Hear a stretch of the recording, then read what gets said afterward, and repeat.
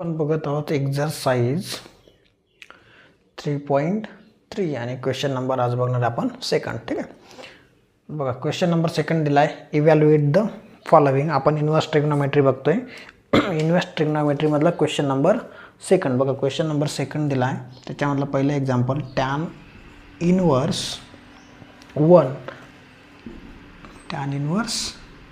1 plus cos inverse 1/2 plus tan inverse 1/2 plus tan inverse 1/2. ठीक आहे, या पद्धतीने आपल्याला साइन इन्व्हर्स आहे इथे, sine inverse plus sine inverse 1/2 हे दिले आपल्याला पहिलं एक्झाम्पल आणि याची व्हॅल्यू आपल्याला काढायची आहे. ठीक आहे, लास्ट लेक्चरला आपण याप्रमाणे एक्झाम्पल सॉल्व केले, पण तिथे असं एक एक्झाम्पल होतं, एक ट्रिग्नोमेट्री होती. इथे 3 ट्रिग्नोमेट्री दिले, ट्रिग्नोमेट्रिक फंक्शन आणि तिघांचे काय दिले, ॲडिशन. ठीक आहे, आपण एक कन्सिडर करू. पहिली दिलेली आहे टॅन इन्व्हर्स 1. ठीक आहे, तर या टॅन इन्व्हर्स 1ला आपण मानून घेणार x. Tan inverse 1 equal to x, therefore x equal to tan x equal to 1. बरोबर, टॅन इन्व्हर्स इकडे येताना टॅन झाला म्हणजे टॅन x आणि इकडे शिल्लक राहिला 1. तर टॅनची व्हॅल्यू 1 केव्हा असते? टॅनची व्हॅल्यू 1 असते π/4ला. कधी असते? π/4ला, म्हणजे x इक्वल टू काय आला, π/4. आता प्रिन्सिपल व्हॅल्यू चेक करू. टॅन इन्व्हर्सची principal value branch of tan inverse is, tan इन्व्हर्सची प्रिन्सिपल व्हॅल्यू आहे -π/2 ते π/2. बरोबर, लास्ट लेक्चरला आपण बघितली होती टॅन इन्व्हर्सची व्हॅल्यू आहे -π/2 ते π/2. ओपन इंटरवल आहे पण -π/2 to π/2. आता जी काही आपण एक्सची व्हॅल्यू काढलेली आहे π/4 ती याच्यामध्ये येते का? बिटवीन बघा, -π/2 पेक्षा π/4 मोठा आहे आणि π/2 पेक्षा लहान आहे, म्हणजे बिटवीन येते. बरोबर आहे, बिटवीन येते. याचा अर्थ काय झाला की आपला जो टॅन इन्व्हर्स होता त्याची व्हॅल्यू किती आली? टॅन इन्व्हर्स 1 ची व्हॅल्यू आली π/4. बरोबर आहे, एक्सची व्हॅल्यू π/4 म्हणजे टॅन इन्व्हर्स 1 ची व्हॅल्यू आली π/4. टॅन इन्व्हर्स 1 ची व्हॅल्यू आली π/4. ठीक आहे, ठीक आहे. नेक्स्ट बघा, नेक्स्ट विचारलं आहे आपल्याला कॉस इन्व्हर्स 1/2. नाव कॉस इन्व्हर्स 1/2 इक्वल टू, याला आपण मानू y. काय मानू? y. म्हणजे कॉस y काय होईल? Therefore cos y equal to 1/2. ठीक आहे, आता कॉस y 1/2 केव्हा असतो? तर π/3ला. कॉस हा केव्हा असतो? π/3ला. ठीक आहे, म्हणजेच y इक्वल टू काय आला? π/3. बघा काय आला? π/3. आता ब्रँच व्हॅल्यू चेक करू. Therefore principal branch value of cos inverse is. Cos इन्व्हर्ससाठी आपण लास्ट लेक्चरला बघितलं होतं, याची ब्रँच व्हॅल्यू होती close interval 0 to π. Close interval 0 to π. मग 0 to πच्या मध्ये π/3 येतो का? चेक करू. तर तो येतोय 0 लेस इक्वल π/3 लेस इक्वल π. याचा अर्थ काय झाला की कॉस इन्व्हर्स 1/2 जो दिलेला होता आपल्याला तो काय आला? y म्हणजे π/3 आला. तो आला π/3. ठीक आहे, आता त्याच्यानंतर शेवटचा बघा, sine inverse 1/2. Sine inverse 1/2 equal to, याला मानू z. ठीक आहे, याला काय मानू? z. म्हणजेच साइन z इक्वल टू आला 1/2. साइन z काय आला? 1/2. मग साइन हा 1/2 केव्हा असतो? Therefore sine z equal to 1/2 आणि तो 1/2 असतो π/3ला, π/6ला. केव्हा असतो? π/6ला. म्हणजेच काय झालं, z इक्वल टू काय भेटला आपल्याला? π/6. z इक्वल टू भेटला π/6. मग आता व्हॅल्यू चेक करू याची principal branch value. Therefore principal branch value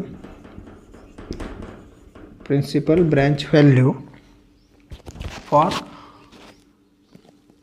sign inverse काय आहे ती, तर ती आहे क्लोज इंटरवल -π/2 ते π/2. ठीक आहे, ही पण आपण लास्ट लेक्चरला बघितलं आहे, चार्ट बघितला आहे. म्हणजेच आपण जी झीडची व्हॅल्यू काढली ती यांच्या बिटवीन येते का, -π/2 ते +π/2, तर येते. -π/2 ते +π/2च्या बिटवीन π/6 येतो. म्हणजे काय झालं, आपण जो साइन इनवर्स 1/2 साठी व्हॅल्यू काढली, किती काढली ती, π/6, ती काय आहे, ट्रू आहे. ठीक आहे, बिटवीन येते म्हणजे ती काय आहे, ट्रू. ठीक आहे, म्हणजे साइन इनवर्स 1/2 आला π/6. ठीक आहे, बघा आता ही जे आपल्याला इक्वेशन दिलेलं होतं ट्रिग्नोमेट्रिक फंक्शन, याच्यामध्ये काय करू, दिलेल्या व्हॅल्यू पुट करू. Therefore tan 1 plus cos 1/2 plus sin 1/2 equal to, बघा tan 1ची व्हॅल्यू काय आली, π/4 प्लस cos 1/2ची व्हॅल्यू आली π/3 आणि sin 1/2ची व्हॅल्यू आली π/6.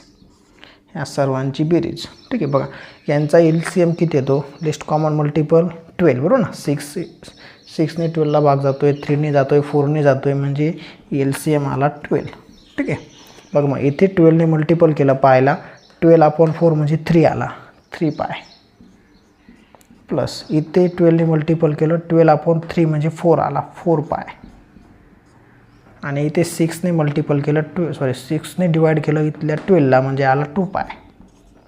ठीक आहे, थ्रू आउट आपण वरती 12ने मल्टिपल करतो आणि डिनॉमिनेटरने डिवाइड करतो. बघा अशा प्रकारे भेटलं आपल्याला. आता यांची ॲडिशन 3π प्लस 4π प्लस 7π टोटल झाली 9π. 9π/12 म्हणजेच 3ने जर भाग दिला तर 3π/4 हे आला आपल्या दिलेल्या ट्रिग्नोमेट्रिक फंक्शनचं सोल्युशन. ठीक आहे, आता बघू एक्झाम्पल नंबर 2. नेक्स्ट एक्झाम्पल दिलं आहे आपल्याला, cos 1/2 प्लस 2 sin 1/2 या दोघांच्याही प्रिन्सिपल व्हॅल्यू आत्ताच आपण फाइंड केल्या. परत एकदा बघा, मानून घेऊ cos 1/2ला x मानलं. ठीक आहे, सेम प्रोसेस आहे. cos 1/2ला काय मानलं, x, म्हणजेच cos x काय आला, 1/2, बरोबर आहे. आणि देअरफॉर cos x हा 1/2 केव्हा असतो, तर तो असतो π/3ला. केव्हा असतो, π/3ला तो काय असतो, 1/2. ठीक आहे, म्हणजेच x इक्वल टू आला काय, π/3. x इक्वल टू व्हॅल्यू भेटली π/3. देअरफॉर प्रिन्सिपल व्हॅल्यू काय येईल याची, principal branch value of cos इनवर्सची प्रिन्सिपल व्हॅल्यू आपण काल बघितली ती होती क्लोज इंटरवल 0 to π. आत्ताही आपण लास्ट एक्झाम्पलमध्ये बघितली, या अगोदरच्या एक्झाम्पलमध्ये. मग बघा जो x काढला आपण तो 0 to π येतो का, तर येतो. Therefore 0 strictly less than π/3, less equal π. 0 to πच्या मध्ये π/3 येतो. ठीक आहे, देअरफॉर cos 1/2ची व्हॅल्यू आली π/3. ठीक आहे, त्यानंतर सेकंड बघा, सेकंड विचारलं आहे साइन इनवर्स. हा जो 2 दिला आहे हा आपण घेणार नाही, हा डायरेक्टली कुठे घेणार, शेवटला कॅल्क्युलेशनला. ठीक आहे, म्हणजे फक्त कोणाची व्हॅल्यू फाइंड करणार, साइन इनवर्स 1/2ची. नाव साइन इनवर्स 1/2 याला y मानू. ठीक आहे, therefore sine y equal to आला 1/2. ठीक आहे, मग साइन हा 1/2 केव्हा असतो, साइन हा 1/2 असतो 30ला, म्हणजे π/6ला. साइन π/6 म्हणजेच y इक्वल टू काय भेटला, π/6. आता आपल्याला चेक करायचं आहे काय, principal branch value. Principal branch value कोणासाठी, तर साइन इन्व्हर्ससाठी of sine inverse is sine इन्व्हर्ससाठी प्रिन्सिपल ब्रँच व्हॅल्यू होती -π/2 ते π/2 क्लोज इंटरवलमध्ये -π/2 ते +π/2 देअरफॉर आपला π/6 हा इन बिटवीन येतो का -π/2 ते π/6च्या तर येतो बरोबर आहे. म्हणजे काय झालं आपण जो व्हॅल्यू काढली कोणाची वायची π/6 किंवा साइन इन्व्हर्स 1/2ची ती येते π/6 किंवा ती ट्रू आहे. ठीक आहे. साइन इन्व्हर्स 1/2 इक्वल टू भेटला π/6. बघा आता दिलेल्या दोघी व्हॅल्यू आपण फाइंड केल्या. आता दिलेल्या ट्रिग्नोमेट्रिक इक्वेशनमध्ये आपण व्हॅल्यू टाकू. Therefore cos inverse 1/2 plus 2 sine inverse 1/2 equal to 2 sine inverse 1/2 equal to बघा काय भेटतं कॉस इन्व्हर्स 1/2ची व्हॅल्यू काढली आपण. कॉस इन्व्हर्स 1/2ची व्हॅल्यू काढली π/3 प्लस ठीक आहे. नंतर 2 times sine inverse 1/2 2 times sine inverse 1/2ची व्हॅल्यू काढली π/6 प्लस 2 टाइम π/6 बघा इथं 2ने 6ला भाग जातो आहे म्हणजे π/3 आला. π/3 प्लस π/3 2π/3 ओके. 2 आणि 6चा भाग केला 6ने 2ला भाग दिला म्हणजे 3 शिल्लक राहिला आणि π/3 प्लस π/3 म्हणजे 2π/3 हे आलं आपलं दिलेल्या एक्झाम्पलचं सोल्युशन. ठीक आहे. आता बघू एक्झाम्पल नंबर 3. बघा नेक्स्ट एक्झाम्पल दिलं आहे आपल्याला tan inverse √3 minus sec inverse -2. ठीक आहे. आता पहिल्यांदा आपण कन्सिडर करू tan इन्व्हर्सला. tan इन्व्हर्स √3ला मानू x. ठीक आहे. Therefore tan inverse x equal to आला √3. ठीक आहे. मग tan हा √3 केव्हा असतो तर तो असतो π/3ला. केव्हा असतो π/3ला. याचा अर्थ काय x इक्वल टू आपल्याला भेटला π/3. ठीक आहे. याची प्रिन्सिपल ब्रँच व्हॅल्यू काय आहे कोणाची टॅनची principal branch value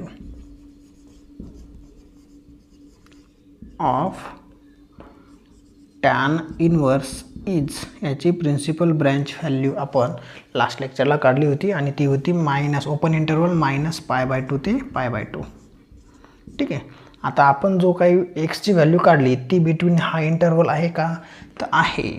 therefore -π/2 strictly less than open interval आहे म्हणून ओपन इंटरवल आहे म्हणून स्ट्रिक्टली लेस दॅन इन π/3 आणि स्ट्रिक्टली लेस दॅन π/2.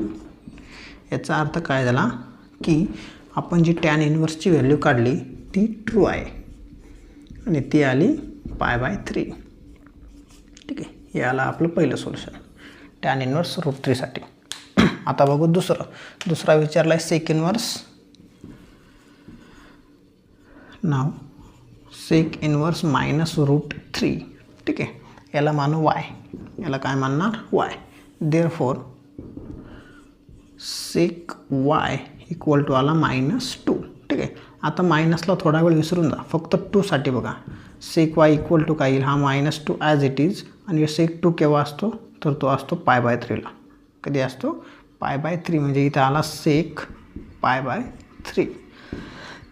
ठीक आहे. Minus as it is sec π/3ची व्हॅल्यू असते 2. ठीक आहे.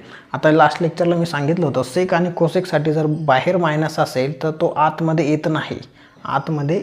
मग आपल्याला काय करावं लागतं क्वाड्रंट चेंज करावं लागतो. आतमध्ये काय येत नाही आतमध्ये येतो म्हणजे अँगल निगेटिव्ह होतो. अँगल निगेटिव्ह होतो म्हणजे तो जातो 4थ्या क्वाड्रंटला आणि 4थ्या क्वाड्रंटमध्ये सेक काय असतो पॉझिटिव्ह म्हणून तो आतमध्ये येत नाही. मग आपल्याला काय करावं लागेल इथे हा मायनस करावं लागेल कोणामधून पायमधून. आपण लास्ट लेक्चरलाही मायनस केलं तर बघा पायमधून पाय मायनस π/3. ठीक आहे. म्हणजे बघा वायची व्हॅल्यू काय येते इथे आपण जर क्रॉस प्रॉडक्ट केला तर आपल्याला y इक्वल टू भेटते 3π - π म्हणजे 2π/3. y इक्वल टू भेटतो 2π/3 आणि y म्हणजेच कोण सेक इन्व्हर्स -2. ठीक आहे. याची प्रिन्सिपल ब्रँच व्हॅल्यू बघा, principal branch value of sec inverse is, sec इनवर्ससाठी प्रिन्सिपल ब्रँच व्हॅल्यू होते क्लोज इंटरवल 0 to पाय, 0 to पाय, पण याच्यामध्ये एक मायनस केला होता, तो होता π/2. π/2 का मायनस केला होता? कारण आपण सेक फाइंड करतोय, सेक म्हणजे 1/cos, ठीक आहे, आणि cos π/2ला काय असतो? 0, बरोबर आहे. cos π/2ला असतो 0, म्हणजे 1/0 हा इन्फिनिटी येतो. कोणासाठी? सेकसाठी. सेक म्हणजे काय? 1/cos, आणि कॉसची व्हॅल्यू जर π/2 टाकली तर ती काय येते? इन्फिनिटी. म्हणून आपण π/2ला काय केलं होतं? निग्लेक्ट, मायनस केलं होतं, ठीक आहे. बघा मग 2π/3, 0 to 2π येतो का? तर येतो. 0 पेक्षा 2π/3 मोठा आहे आणि पायपेक्षा लेस आहे, म्हणजे आपला आन्सर आलं 2π/3. देअरफॉर सेक इनवर्स -√2 ची व्हॅल्यू भेटली, सेक इनवर्स -2 ची व्हॅल्यू भेटली आपल्याला काय? y equal to 2π/3. 2π/3. आता काय करणार? ह्या दोघांची subtraction. Therefore tan inverse √3 minus sec inverse -2 equal to tan inverse √3 ची व्हॅल्यू बघा काय भेटली? π/3. ती व्हॅल्यू भेटली आपल्याला π/3 मायनस सेक इनवर्स -2 ची व्हॅल्यू काय भेटली? तर ती भेटली 2π/3. 2π/3 यांचा क्रॉस प्रॉडक्ट बघा. क्रॉस प्रॉडक्ट काय येईल? दोघांचं बेस सेमच आहे, त्याच्यामुळे क्रॉस प्रॉडक्ट करायची गरज नाही आहे. आणि न्यूमरेटरची ॲडिशन बघा, π - 2π म्हणजे -π/3, ठीक आहे. म्हणजे आपल्याला दिलेलं ट्रिग्नोमेट्रिक फंक्शनचं आन्सर भेटलं -π/3.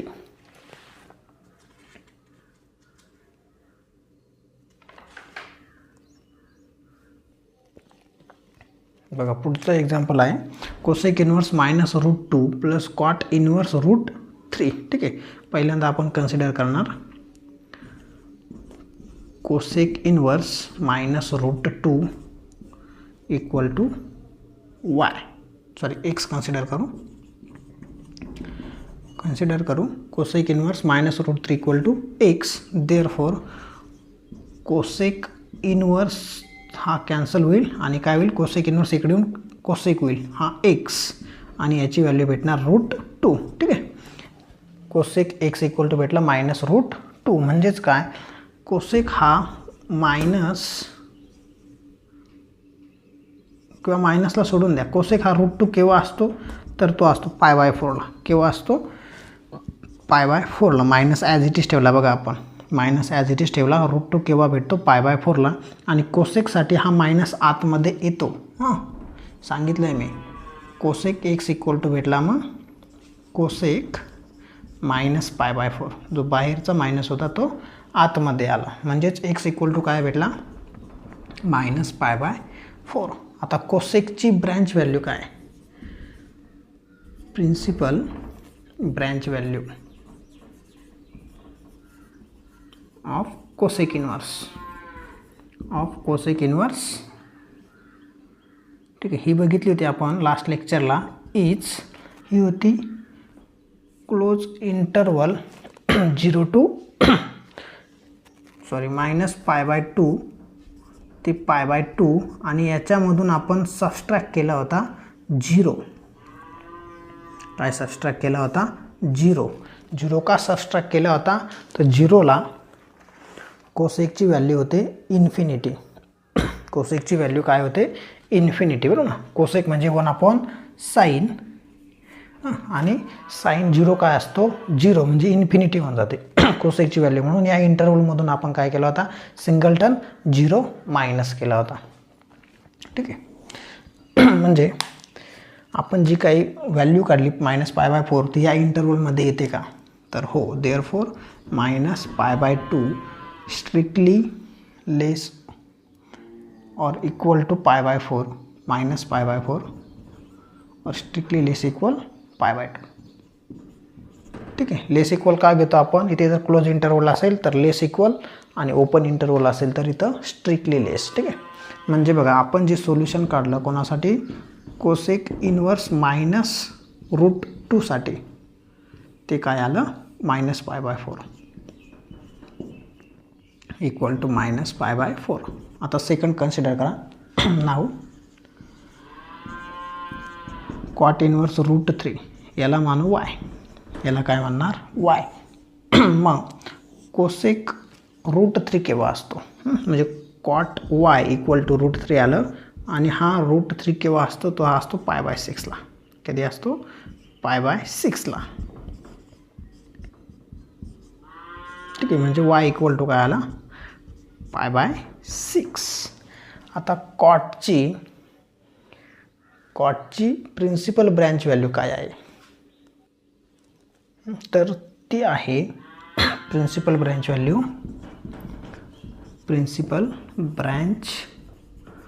Value of cot inverse is open interval 0 to π. Open interval 0 to π. ठीक आहे. आता 0 to π मध्ये हा π/6 येतो का, तर येतो. देअरफॉर 0 ओपन इंटरवल आहे इथे स्ट्रिक्टली लेस येईल π/6 आणि स्ट्रिक्टली लेस π. ठीक आहे. देअरफॉर कॉट इनवर्स रूट 3 ची व्हॅल्यू आली y इक्वल टू किती आला π/6.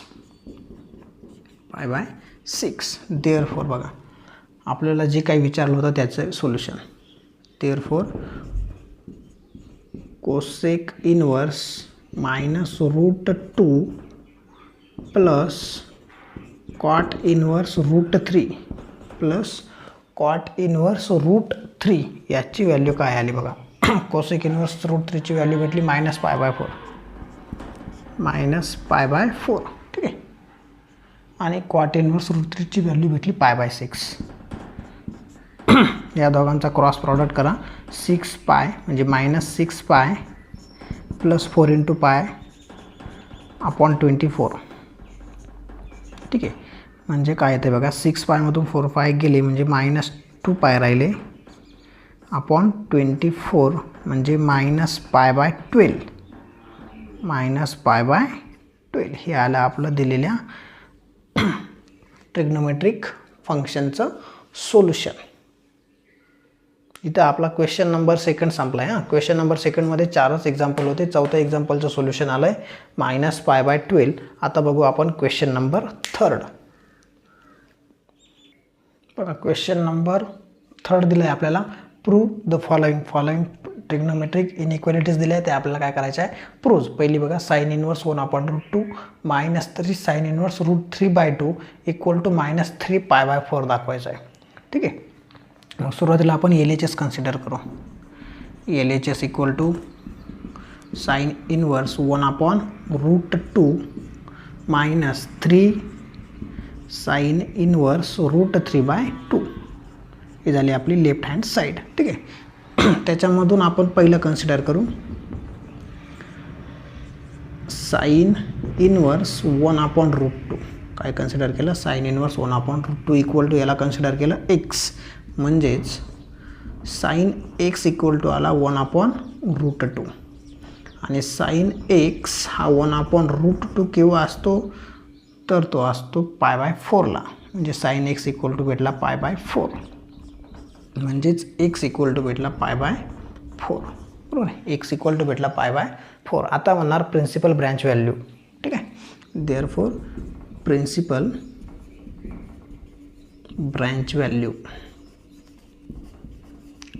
ऑफ साइन इनवर्स, आणि ती आहे क्लोज इंटरवलमध्ये -π/2 ते +π/2. ठीक आहे. साइन इनवर्ससाठी प्रिन्सिपल ब्रँच व्हॅल्यू आहे -π/2 ते +π/2. मग जो काही आपण एक्सची व्हॅल्यू काढली ती या इंटरवलमध्ये आहे का, तर आहे. क्लोज इंटरवल आहे म्हणून लेस इक्वल π/4 लेस इक्वल π/2. ठीक आहे. म्हणजेच therefore sine inverse 1/√2 equal to काय आलं π/4 इक्वल टू π/4. ठीक आहे, एक्सची व्हॅल्यू किती आली π/4 आणि तेच आपल्याला काढायचं होतं. साईन इनवर्स 1/√2 म्हणजेच एक्स आणि एक्स इक्वल टू आला π/4. ठीक आहे, त्याच्यानंतर सेकंड बघा. सेकंड काय आहे -3 साईन इनवर्स. नाव मायनस ॲज इट इज राहू द्या, 3 पण राहू द्या, फक्त कोण घेऊ साईन इनवर्स √3/2. √3/2 याला मानू वाय. म्हणजेच बघा साईन वाय भेटला √3/2. ठीक आहे, आणि साईन हा √3/2 केव्हा असतो तर π/3ला. केव्हा असतो π/3. सगळं काही चार्टवरती डिपेंड आहे. तुमचा जर चार्ट पार्ट असेल तर एकदम इझी आहे. एकदम इझी म्हणजे फारच इझी आहे. हां, किचकट एकदम. फक्त जसं काही फक्त आपण टाईमपास करतो आहे या पद्धतीने. ठीक आहे, बघा साईन इक्वल टू आला sine y equal to sine π/3. Sine π/3ची व्हॅल्यू √3/2 म्हणजेच वाय इक्वल टू काय भेटला π/3. म्हणजेच वाय इक्वल टू भेटला π/3. ओके, बघा आता आपल्याला साईनसाठी ब्रँच व्हॅल्यू काय principal branch value. Principal branch value of sine inverse. Sine इनवर्ससाठी प्रिन्सिपल ब्रँच व्हॅल्यू बघितली होती आपण. बघा आत्ता पण घेतली, तीच घेतली. दोघांनाही सेमच आहे, साईनच आहे. म्हणजे काय येईल -π/2 ते π/2. -π/2 ते π/2. आता आपण जो वाय काढला तो या इंटरव्हलमध्ये येतो का तर येतो. ठीक आहे, मग आपण म्हणणार देअरफॉर -π/2 लेस इक्वल आहे कोणापेक्षा π/3 पेक्षा आणि लेस इक्वल आहे कोणापेक्षा π/2 पेक्षा. म्हणजेच काय आपलं साईन इनवर्सची व्हॅल्यू काय आली साईन इनवर्स √3/2 ची व्हॅल्यू आली π/3. ठीक आहे, बघा आपल्याला जी इनइक्वॅलिटी दिली होती ती प्रूव्ह करू. मग आता काय इनइक्वॅलिटी दिली होती या दोघांची सबट्रॅक्शन. मग sine inverse 1/√2 therefore sine inverse 1/√2 -3 time sine inverse √3/2. √3/2 equal to बघा इक्वल टू याची व्हॅल्यू काय आली साईन इनवर्स 1/√2 ची व्हॅल्यू आली π/4 -3 ॲज इट इज. आणि साईन इनवर्स √3/2 ची व्हॅल्यू बघा काय आली π/3 इंटू π/3. 3 कॅन्सल. ठीक आहे, म्हणजे उरला काय π/4 मायनस π/4 मायनस π यांचा क्रॉस प्रॉडक्ट म्हणजे -3π/4. आपलं आन्सर आलं -3π/4. बघा प्रूव्ह करायचं होतं आणि ते आलं is equal to RHS. Hence proved. ठीक आहे, या पद्धतीने एक्झरसाइज 3.3चं पहिलं एक्झाम्पल झालं. आता बघू आपण सेकंड एक्झाम्पल. बघा नेक्स्ट एक्झाम्पल दिलं आहे sine inverse -1/2 plus cos inverse -√3/2 equal to cos inverse -1/2. म्हणजे तिघांच्याही व्हॅल्यू आपल्याला इथे काढावं लागतील. बघा मग आपण पहिल्यांदा कन्सिडर करू काय कन्सिडर करू साईन इनवर्स -1/2 इक्वल टू याला मानू x. म्हणजे साईन x इक्वल टू काय भेटणार आहे -1/2. ठीक आहे, आणि साईन x हा 1/2 केव्हा येतो. ठीक आहे, -1/2 केव्हा येतो किंवा 1/2 केव्हा येतो तर 1/2 येतो हा π/6ला. कधी येतो π/6ला. आणि साईनसाठी मायनस आतमध्ये येतो. ठीक आहे, म्हणजे साईन x इक्वल टू काय आलं साईन -π/6. म्हणजेच x इक्वल टू काय आलं -π/6. ठीक आहे, आता साईन इनवर्सची प्रिन्सिपल ब्रँच व्हॅल्यू काय येते. साईन इनवर्ससाठी principal branch value of sine inverse ही आहे क्लोज इंटरवल -π/2 ते π/2. Okay, -π/2 to π/2. म्हणजे बघा आपण जे काही सोल्युशन काढलं x इक्वल टू -π/3 हे इंटरवलमध्ये येतं का तर इथं -π/2 पेक्षा -π/6 मोठा आहे आणि -π/6 पेक्षा π/2 मोठा आहे, बरोबर आहे. म्हणजे आपण साइन इनवर्स -1/2 ची व्हॅल्यू काय म्हणू शकतो, -π/6. ठीक आहे, साइन इनवर्स -1/2 ची व्हॅल्यू आली -π/6. ठीक आहे. आता पुढचं बघणार कॉस इनवर्स -√3/2. नाव कॉस इनवर्स -√3/2 याच्यासाठी मानणार y, म्हणजे कॉस y काय भेटला, -√3/2. ठीक आहे. आता कॉस √3/2 केव्हा असतो, √3/2 असतो, मायनस ॲज इज ठेवला आणि हा √3/2 असतो π/6 ला, कॉस π/6 ला असतो तो √3/2. म्हणजे बघा कॉस y इक्वल टू काय येईल, आता कॉसचा मायनस आतमध्ये आपण घेत नाही, काय चेंज करतो, क्वाड्रंट. म्हणजे इथं पाय मायनस काय करावं लागेल, π/6. ओके, मायनस कॅन्सल करण्यासाठी पायमधून दिलेला अँगल मायनस करायचा. म्हणजेच कॉस y काय आला, क्रॉस प्रॉडक्ट जर आपण केलं तर आपल्याला भेटतं 5π/6.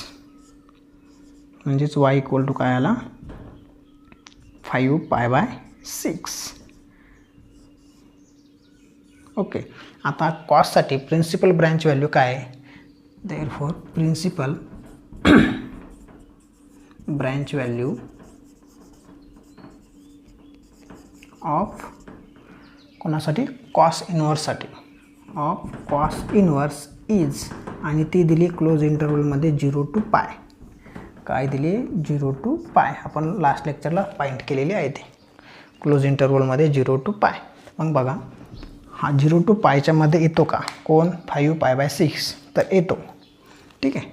देअरफॉर 0 स्ट्रिक्टली किंवा लेस इक्वल क्लोज इंटरवल आहे म्हणून लेस इक्वल 5π/6 लेस इक्वल π, लेस इक्वल π.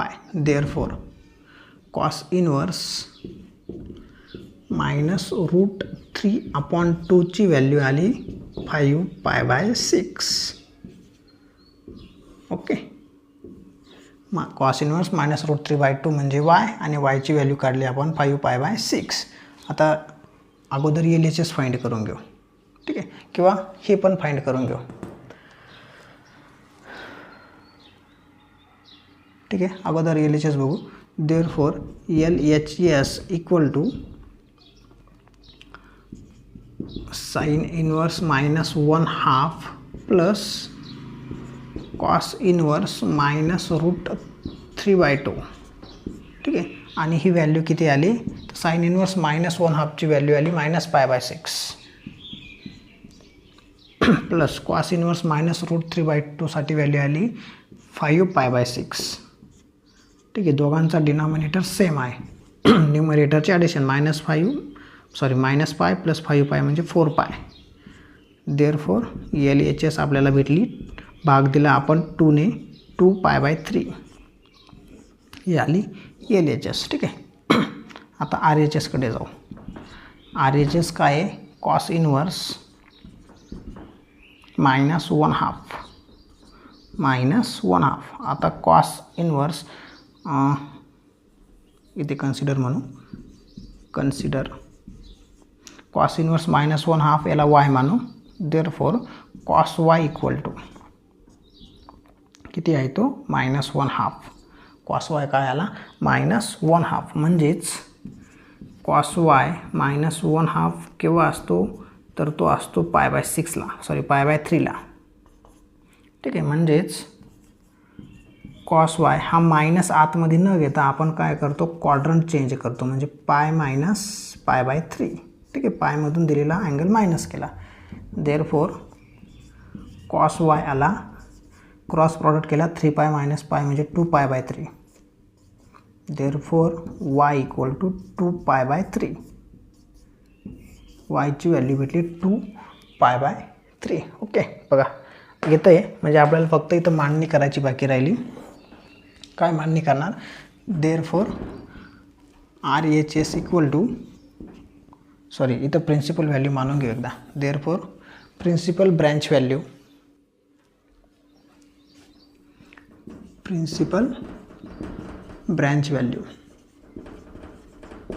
कोणासाठी, कोणासाठी कॉस इन्व्हर्ससाठी, ऑफ कॉस इन्व्हर्स इज ती आहे 0 to पाय. आपण बघितली काय आहे ती 0 to पाय. मग 0 to पायच्या मध्ये हा अँगल येतो का 2π/3 तर येतो. ठीक आहे. इथे काय करू आपण, इथे x मानला होता, इथे y मानला होता, इथे z मानून घेऊ. इथे काय मानू z.